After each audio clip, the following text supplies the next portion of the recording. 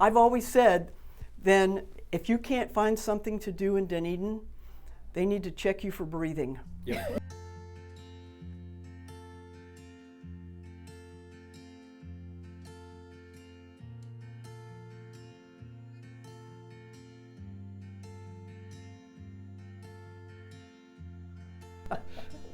Hi, we're Doug and Gwen Campbell from the Campbell team, and we're here to interview Dr. Pat Snair, who's one of Dunedin's most outstanding residents. And she's going to tell us a little about her business, and she's going to tell us a little bit about why she's in Dunedin. So, Pat? Okay. You've had a lot of history in Dunedin. Can you tell us a little bit about your beginning? About West Virginia.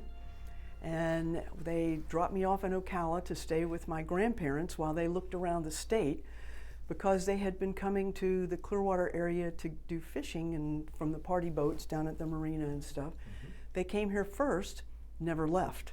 There's a lot They of didn't. that. Yeah, they didn't travel anyplace else. My dad's like, why go someplace else when we really love it here? So we lived in North Clearwater for the first part of our time here. And this was back in '58. When we came down. Right. And so I went to Dunedin junior high school back in the day and ended up being in the band. And I learned to play bagpipes because of Dunedin being the Scottish community that it is.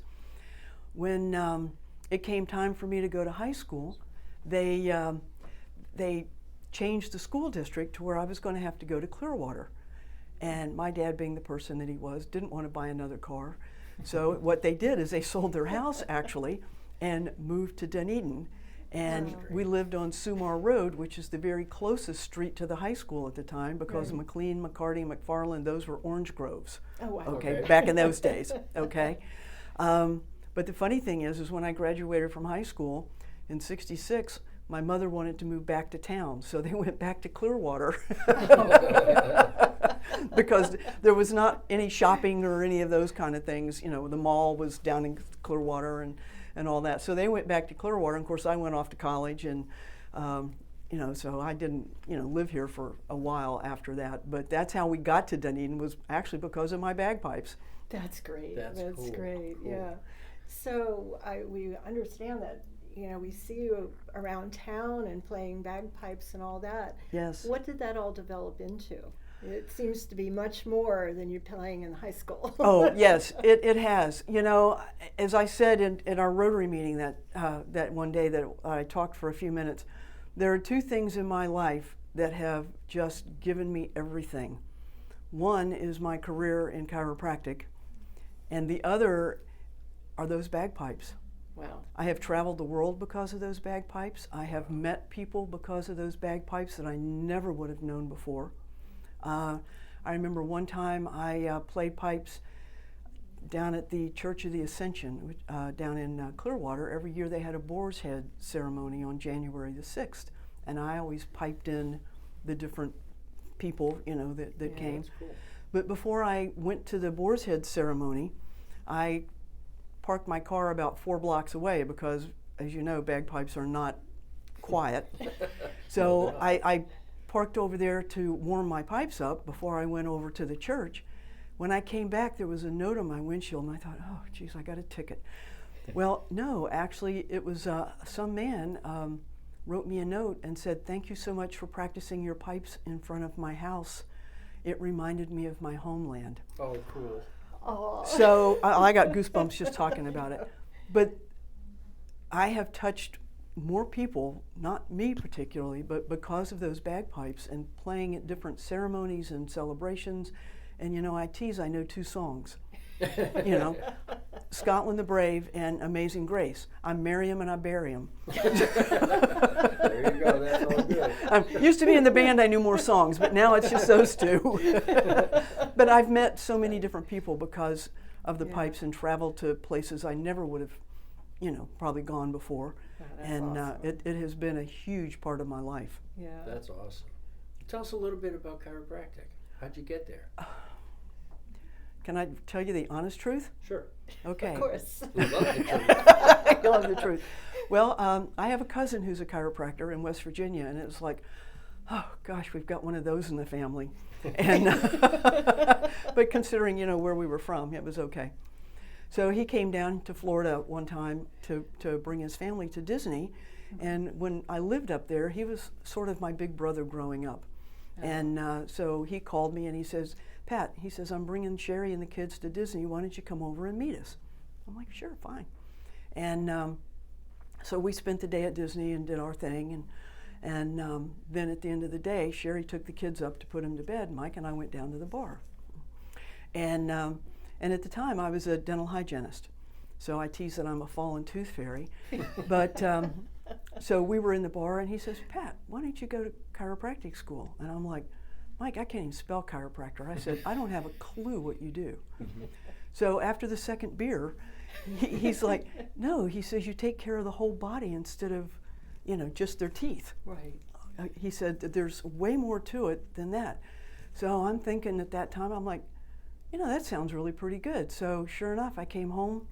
I put in my application for Palmer College, which is where he went, and sold everything. It all fit in the back of a U-Haul trailer, and I took off to Iowa. And here I am today. Wow. Awesome. Wow. Yeah. So What brought you back to Dunedin? Oh, Dunedin. Need you say more? Need I say more? I mean, well, actually, the University of Iowa has bagpipes. I could have stayed out there and played my bagpipes, but Yeah, but that's Iowa. that's Iowa, and the snow is way deeper than Yeah. that. Yeah. Tell us a little bit about how you started Back in Balance, your business. Well, because I was from here, I started my office actually up on Dunedin Causeway, and most of my patients were friends and family who I had known because I grew up here for so long.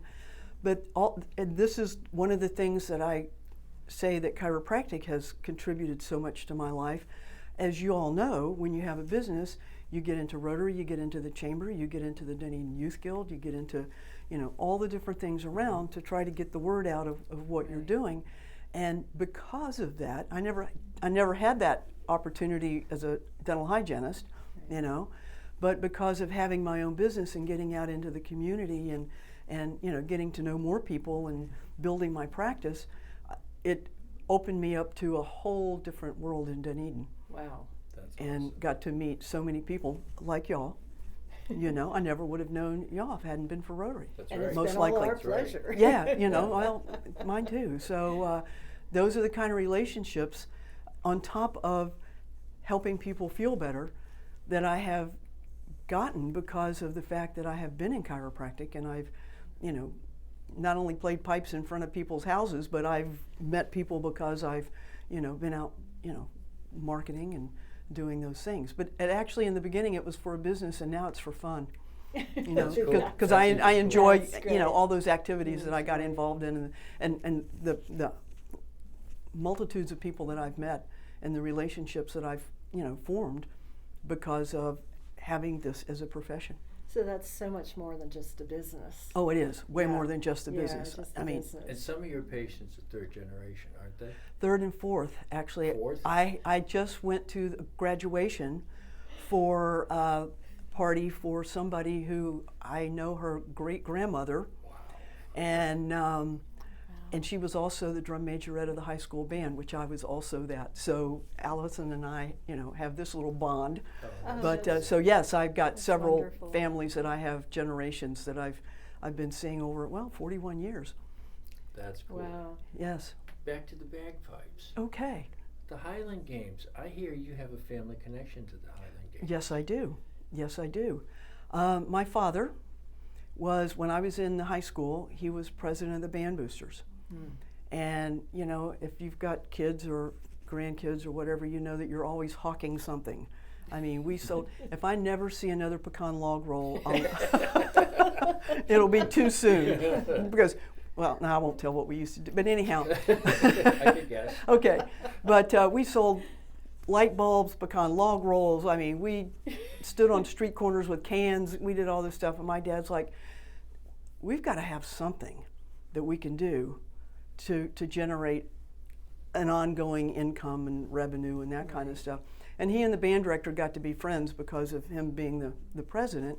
And the first year that the city band was in operation, we were invited actually as the host band to Grandfather Mountain Games in North Carolina. Oh, wow. And so they said, well, we can do that here. And so they started the first Highland Games with, and they knew nothing about what they were doing. You know, I told you about my caber story. Yep. Yeah, and yeah.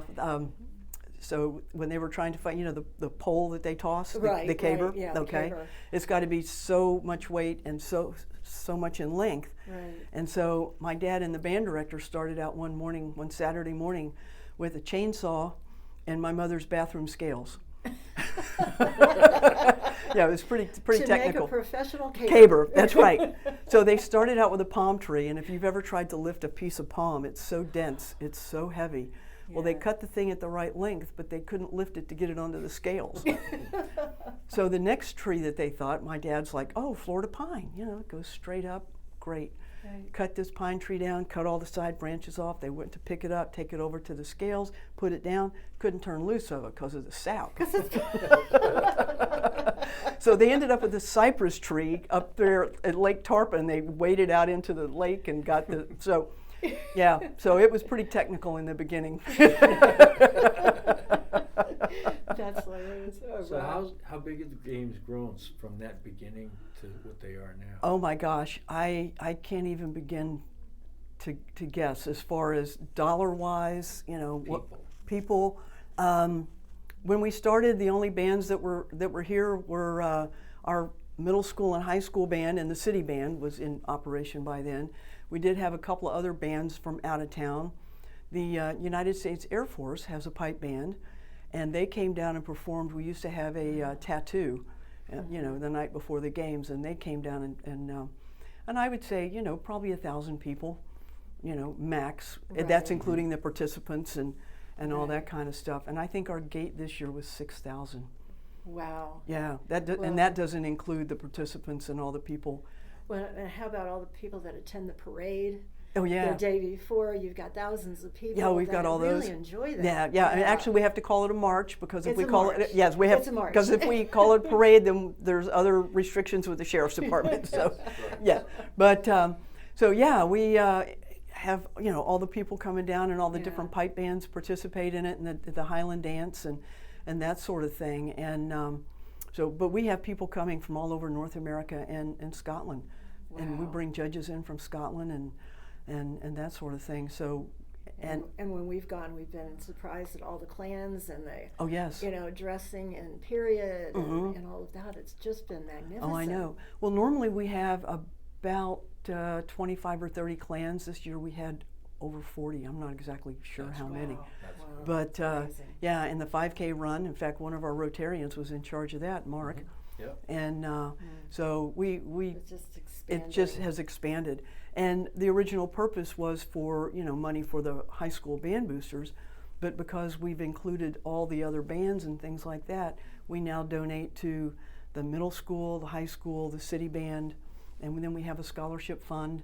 So we take the money and spread it out That's and amazing. support our Scottish heritage here in Dunedin. Yeah. That's really cool. Yeah. Yes. Well, with the sister city of Sterling, Scotland, course. and Dunedin, Florida, it's the perfect melding. Oh, absolutely. Of history. Oh, yes, without a doubt, without a doubt. Yeah. Yeah. That's great.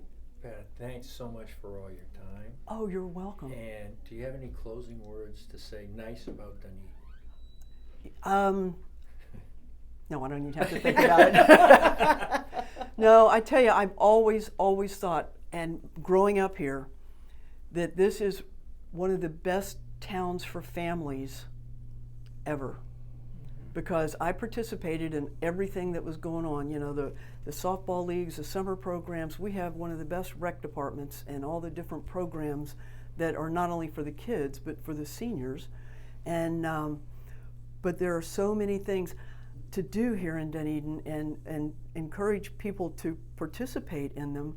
And just like with our schools and the piping and drumming, these kids that I see are not always on their phones. They are practicing, they are interacting with other people. They have, you know, sportsmanship, the kids in the sports, they have, you know, they learn life skills through the things that they are able to participate in Dunedin. And I think this is why the city has grown the way it has and in the direction that it's gone, is because we nurture the youth and we give them a background and a basis for interacting with people and integrity and that sort of thing. And so it just pays it forward. Wow. And I think that's what's helped make Dunedin, you know, the town that it is. It's Really.